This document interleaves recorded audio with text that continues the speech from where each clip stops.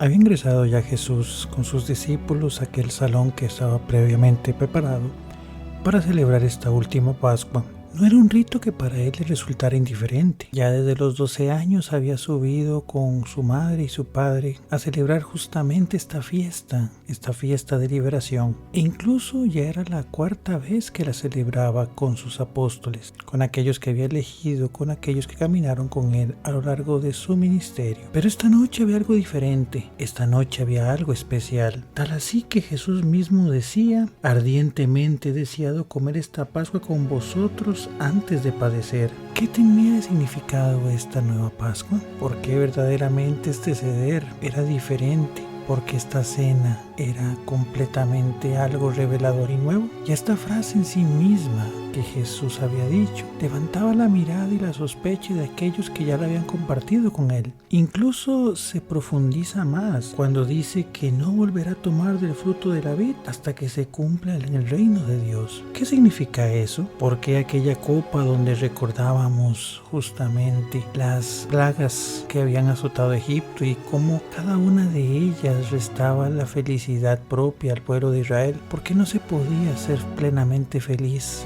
desde la tristeza del otro? Porque en esta noche Jesús hacía esta expresión y se cerraban totalmente a probar del fruto de la vid a lo largo de la cena, a pesar de que aún faltaban 4 copas más. Pero bueno, se continúa la noche, se va cumpliendo el rito, se van él comiendo cada uno de los diversos productos, se comen las hierbas amargas, se come justamente el jaroset, cada uno de ellos se va llevando, aunque se siente un ambiente tenso, se siente un ambiente diferente. Hay conversaciones, hay expresiones que se vuelven completamente nuevas y que se sintetizan más y se agravan más en el momento de la cena, sentados justamente cenando, que era parte de esta gran liturgia. Hace falta algo, eso sí, hace falta el cordero. Aquellos que han ingresado 4 días antes en la puerta de las ovejas mientras el Señor ingresaba glorioso a Jerusalén, no era un invitado propiamente en esta cena porque se había adelantado. Había un motivo de peso, había un viaje de por medio, pero aún no era completamente clarificado. No había cordero, pero sí había cena, sí había conversación, sí habían reflexiones, sí habían dudas y habían situaciones que no estaban completamente claras. Termina la cena, se busca el aficomen, se encuentra, Jesús lo toma y lejos de la oración correspondiente lo dice: tomen y coman todos de él, porque este es mi cuerpo entregado por ustedes. Los ojos tal vez muestran algo diferente, las facciones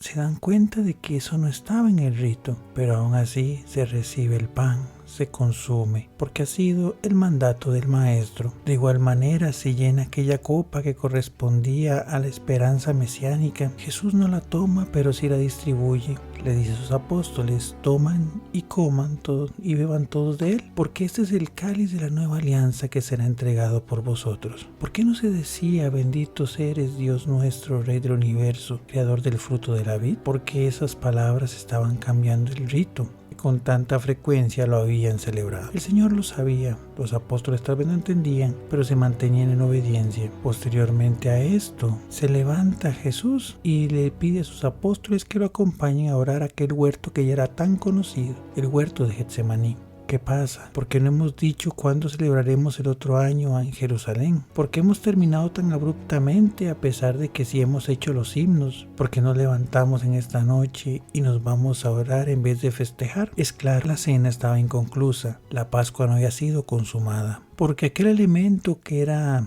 incompleto, aquel elemento que estaba ausente en aquella mesa de Pascua, aún estaba por concretarse. Tirado en el suelo, orando angustiado, hasta el punto de brotar de su frente santa gotas de sangre, el Señor habla de aquella copa que no había tomado también en la cena. Ora incesantemente diciendo: Padre, si es posible, aparta de mí este cáliz, pero que no se haga mi voluntad, sino la tuya. ¿De qué cáliz estamos hablando? ¿Quién lo llevaba? ¿Dónde estaba? A pocos momentos aparece el traidor, aquel que lo había vendido con el precio de un esclavo, 30 monedas de plata. Se acerca y le dice: Maestro, y le da un beso. Era la señal de la entrega. Jesús es tomado, arrestado, llevado con su propia voluntad hacia el Sanedrín en primera instancia. Nadie lo obliga, él libremente procede. después de escuchar tantas mentiras y cosas incorrectas, opiniones diversas, al final se conjura que revele su identidad y él dice: sí, soy el Mesías, soy el Hijo de Dios vivo. Sentencia suficiente para ser enviado a los romanos, quienes eran los únicos capaces de poder ejecutar justamente dicha condena. Llega Pilato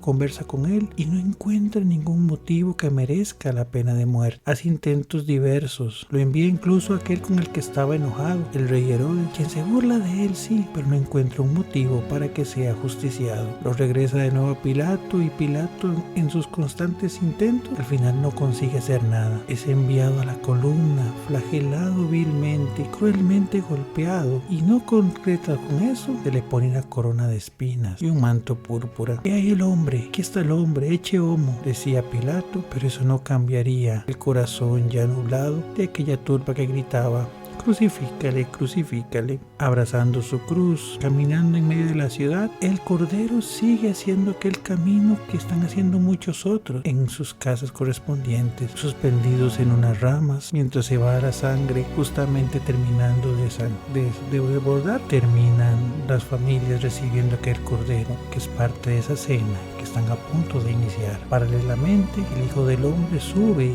a aquellas colinas de Moriah, donde Isaac subía con su padre y donde se daba aquella profecía: Padre, Padre, tenemos la leña, tenemos el cuchillo, ¿dónde está el cordero del sacrificio? El Señor lo proveerá. Y de veras que lo proveyó, de veras que lo entregó. Aquellas palabras de Abraham se convirtieron en verdades, porque aquel cordero con su leña a cuestas, así como lo hacía aquel hijo nacido de milagro, iba subiendo el monte a cumplir aquel destino que estaba fijado por la salvación de muchos. Como cordero al matadero, decía el profeta Isaías en uno de sus cantos del siervo doliente. Asimismo, Jesús, con boca cerrada pero cuerpo golpeado, herido, que no parece humano, sigue cumpliendo su condena, sigue cumpliendo su misión. Llegan al lugar previsto, aquel monte llamado de la Calavera, y extendiendo sus brazos el Maestro, aquellos brazos que habían recibido a tantos, aquellos brazos que habían sanado a tantos, aquellos brazos que habían brindado esperanza a muchas personas, ahora eran taladrados en aquel brusco madero, del cual sería suspendido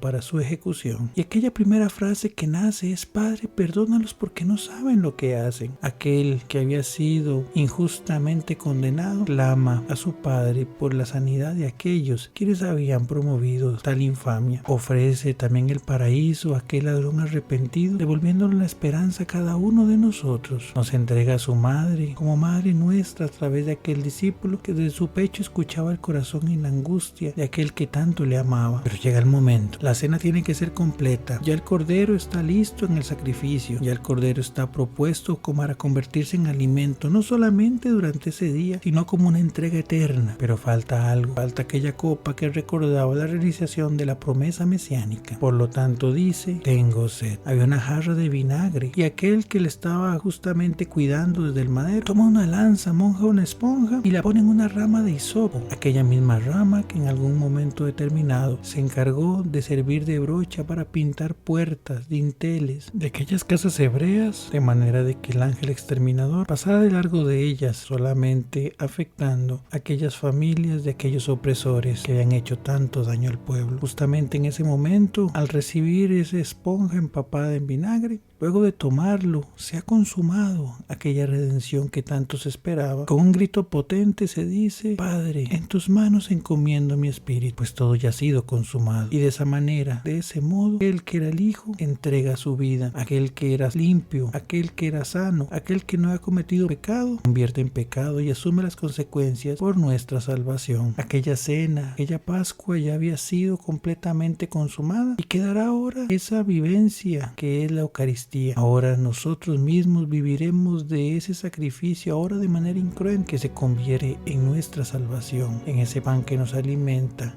en ese vino que nos alegra y nos sana, en aquello que nos permite vivir de la promesa que el Señor nos ha dado. Hoy es un día de recordar con amor aquel gesto del Padre, quien dándose a su Hijo nos da vida y vida en abundancia, pero sobre todo para poder valorar ese memorial, esa actualización, esa anámesis, ese momento en el que aquello que nos ha redimido, en el que aquel sacrificio que nos ha sanado, viene nuevamente a nosotros como alimento. Gracias te damos, Señor, porque no nos has abandonado, antes bien te has entregado entregado al extremo por nosotros. Permítenos valorar eso y ser cada día testimonio de tu amor.